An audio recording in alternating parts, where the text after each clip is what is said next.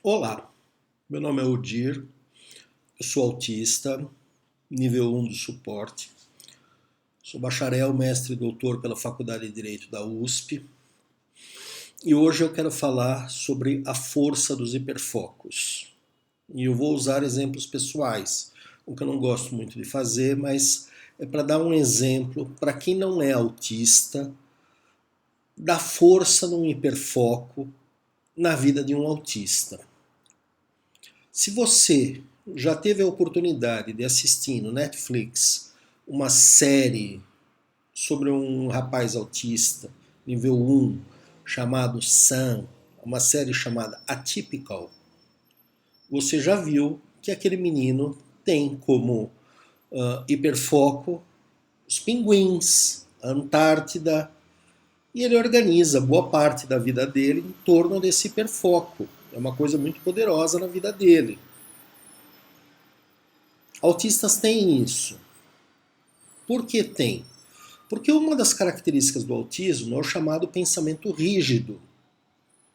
O pensamento rígido nada mais é do que a incapacidade de sair de determinados assuntos.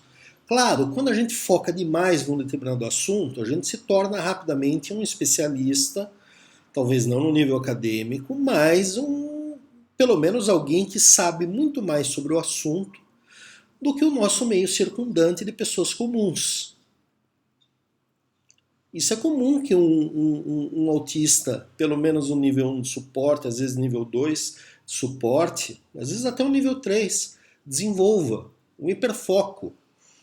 Algum assunto ou alguns assuntos que ocupam a cabeça da gente durante muito tempo e com os quais a gente gasta uma energia considerável. Como disse uma menina autista uma vez num grupo que eu faço parte, eu quero ganhar na Mega Sena para poder gastar nos meus hiperfocos tudo aquilo que eu tenho vontade de gastar neles. Por quê? Porque às vezes a gente gasta muito dinheiro com os nossos hiperfocos. E é difícil para uma pessoa que não é autista entender o como esse assunto nos captura, nos sequestra a mente. Né? Mas o fato é que isso acontece. E eu vou dar um exemplo de nível pessoal para vocês entenderem. Primeiro eu dou um exemplo bem básico que você pode perceber em qualquer criança autista que seja fissurada por dinossauro. Às vezes esse é o primeiro hiperfoco que a criança apresenta. Toda criança gosta de dinossauro. Tem o Barney, que é um dinossauro de desenho animado, ficam vendo historinhas, etc. Mas aquela criança que aos 5, 6 anos de idade já está diferenciando um brontossauro de um pterodáctilo e está usando nomes técnicos, isso é um triceratops, isso é um tiranossauro rex, normalmente, ou comumente, para ser mais exato, é uma autistinha, né? Sim, eu sei de um menino de 7, 8 anos que é autista, nível 1 do suporte, que tem um hiperfoco muito grande sobre dinossauros e que impressionou um professor de paleontologia da USP numa reunião social que o menininho começou a conversar com ele sobre seres do passado. Impressionou pelo conhecimento. Claro, por quê? Porque nós mergulhamos no conhecimento, nós mergulhamos, mesmo que não tenhamos formação na área, mesmo que nós não tenhamos qualquer formação na área, porque muitas vezes nós sequer temos idade para ter formação naquela área, e nós mergulhamos no assunto. Claro, é uma maravilha quando a gente consegue transformar um hiperfoco nosso na nossa fonte de renda. É uma forma de inserção social. É também muito bom que a gente consiga transformar o hiperfoco em algum ponto de apoio para nós compreendermos todas as demais matérias, todos os demais assuntos. E daí eu vou começar a dar um exemplo pessoal. O meu hiperfoco, eu tenho alguns hiperfocos, como qualquer autista, a gente tem mais de um hiperfoco. É comum que nós tenhamos 2, 3, 4 hiperfocos, que são assuntos que periodicamente nos capturam. Eu tenho um hiperfoco muito recente, que é o próprio autismo, e que gerou esse canal. Esse não é um canal comercial, eu não estou tentando viver do YouTube, mas eu simplesmente estou dando vazão a tudo aquilo que eu pesquiso sobre o autismo quando eu estou com o hiperfoco ligado. E daí eu dou vazão aqui. E isso, claro, eu sei que ajuda muita gente, está sendo útil para muita gente, pela quantidade de pessoas que assinam e que me acham no Facebook, acham que eu sou algum médico, alguma coisa assim, ficam tentando diagnósticos ou coisas do tipo. Não sou neurologista, não sou psiquiatra. Se você está procurando um diagnóstico, procure esses profissionais.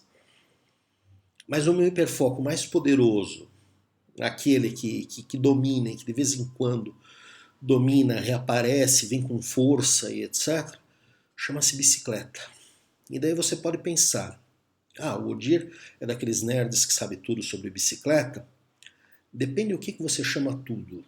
Eu gasto uma energia boa na minha vida, gastei uma energia muito boa na minha vida, verificando catálogos de bicicletas produzidas nos anos anteriores. Mas não só as bicicletas, as peças, os componentes. Eu fiquei famosinho num fórum de bicicleta porque eu tinha me especializado em bicicletas de um material chamado cromo molibdênio, um tipo de aço que foi muito utilizado no começo da década de 90 para fazer quadros de bicicleta. E eu era mais ou menos uma referência entre as pessoas. É comum que o autista que tem um hiperfoco vire referência para pessoas sobre o assunto. E claro, eu tendo um domínio instrumental, não fluente, mas um domínio instrumental de outras línguas, eu acesso sites em outras línguas e acho informações.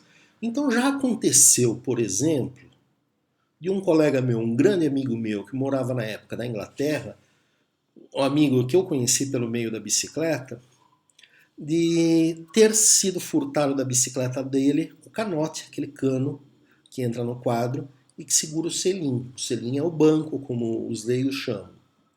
Tinha sido furtada essa peça. Entre ele levar a bicicleta empurrando e a bicicletaria, ele lá na Inglaterra entra em contato comigo para eu descobrir o tamanho, a espessura do canote da bicicleta dele, que ele não sabia nem um ano de produção, sabia vagamente o modelo, para quando ele chegasse lá na bicicletaria, em inglês ele pediu o tamanho certo. Acontece.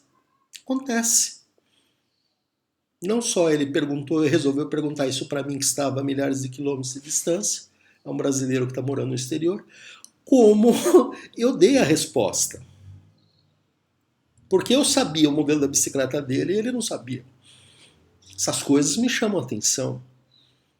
Mas o meu hiperfoco sobre bicicleta não é só sobre o veículo bicicleta, é tudo que envolve a bicicleta. Eu estou nas últimas 2 semanas, depois que eu tive uma lesão usando uma sapatilha, um pedal de encaixe, procurando calçados para pedalar que não sejam aqueles calçados típicos de uso da bicicleta de competição. Se você viu vídeos anteriores, percebeu que eu estou com o cabelo mais curto. Eu cortei o cabelo não por uma questão estética, mas para ser mais prático numa viagem de bicicleta que eu fiz semana passada. Para não ter que levar condicionador, essas coisas, levar só um potinho de shampoo é mais leve. Opa, peraí, então o hiperfoco saiu do veículo bicicleta. Então eu conto para vocês. A minha tese de doutorado é sobre o cicloativismo, o movimento social em torno da promoção do uso da bicicleta como transporte. Você ouviu bem. Uma tese de doutorado sobre o assunto. O hiperfoco gera isso. Essa é a força do hiperfoco. E quantas vezes a minha família achou que eu estava gastando tempo demais ou dinheiro em demasia com as minhas coisas de bicicleta. Pois bem, questão de 1 ano e meio atrás, saí da casa onde eu morava e que eu tinha 2 quartinhos cheios de bicicletas antigas e não tão antigas assim, coisas da década de 90, anos 2000, né? Nada muito valioso, mas eu tinha 2 quartos e mudei para um apartamento. Como eu mudei para um apartamento e tenho menos espaço, eu trouxe só 5 bicicletas. Você deve estar pensando, o cara é louco, tem 5 bicicletas. Não, eu tenho 15. É muito? Talvez para você, que é uma pessoa que não conheça o poder do hiperfoco de um autista, possa achar muito. As pessoas acham curioso. Até os meus amigos ciclistas acham que eu sou um pouco exagerado. Mas para mim, é mais ou menos o suficiente. A gente tem uma brincadeira entre o pessoal da bicicleta que diz que o número ideal de bicicletas para uma pessoa solteira é N mais 1. N é o número atual de bicicletas, mais 1 é que a gente está planejando comprar. Para os casados, a fórmula é S menos 1. S é o número da separação. Tenha uma a menos. É o máximo. É uma brincadeira nossa no mundo da bike. Porque há mais gente que é mais ou menos como eu. Também tem hiperfocos, porque hiperfoco não é uma característica só do autismo. Pessoas com transtorno de déficit de atenção e hiperatividade também possuem hiperfoco. E há pessoas que não têm as duas coisas, que têm como característica ter um hiperfoco muito grande sobre um determinado assunto. Mas não é só a bicicleta que me fascina. Canivetes. Eu sou uma das pessoas que usa canivete. E aí você pensa, o cara gosta de brigar, quer puxar um canivete. Não, eu não gosto desses canivetes. Eu gosto daquele canivetinho suíço cheio de ferramentinhas. E eu passei horas aí um tempo atrás procurando o canivete perfeito para eu levar em viagem de bicicleta. Ele tinha tudo aquilo que eu precisava, mas só aquilo que eu precisava. Achei, tive que importar, já não é mais produzida, etc. e tal. Custou um pouco mais caro do que a média. Mas gastei uma energia danada pesquisando. Gosto de canetas também. Eu gosto de canetas tinteiro. Mas eu não coleciono aquelas canetas caras. Eu coleciono canetas baratinhas. E não é exatamente uma coleção, é um juntamento. Mas gasto uma energia danada pesquisando a história das indústrias de caneta aí ao redor do mundo. E esses são os meus hiperfocos mais comuns, os que têm nos últimos tempos me fascinado. Agora, claro, livrinhos que você está vendo aqui desse lado são também meu hiperfoco. E se você está olhando bem, você já viu que tem um livro que chama O Ser e o Nada, do Jean-Paul Sartre, tem um livro do Heidegger muito grande embaixo, que é o Ser e Tempo. São livros de filosofia pesada, e a filosofia é um dos meus hiperfocos. Eu sou doutor em filosofia do direito. E eu fiz filosofia do direito falando sobre bicicleta. Isso é um hiperfoco. Então, hiperfoco é alguma coisa que autistas possuem, é mais manifesto, não deve ser reprimido pelos pais. Os pais às vezes querem reprimir o hiperfoco da criança, é um erro. Por quê? Porque o hiperfoco continua na cabeça da criança, ela apenas vai ter a sensação de que aquilo que lhe é natural é alguma coisa ruim, errada. Isso abaixa a autoestima dela. Tenho por mim, isso aconteceu comigo também, em determinados momentos da minha vida.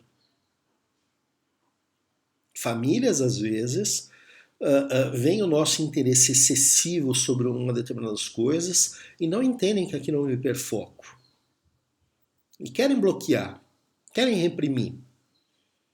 Mas nós ficamos grandes, nós saímos de casa e damos vazão a esses interesses.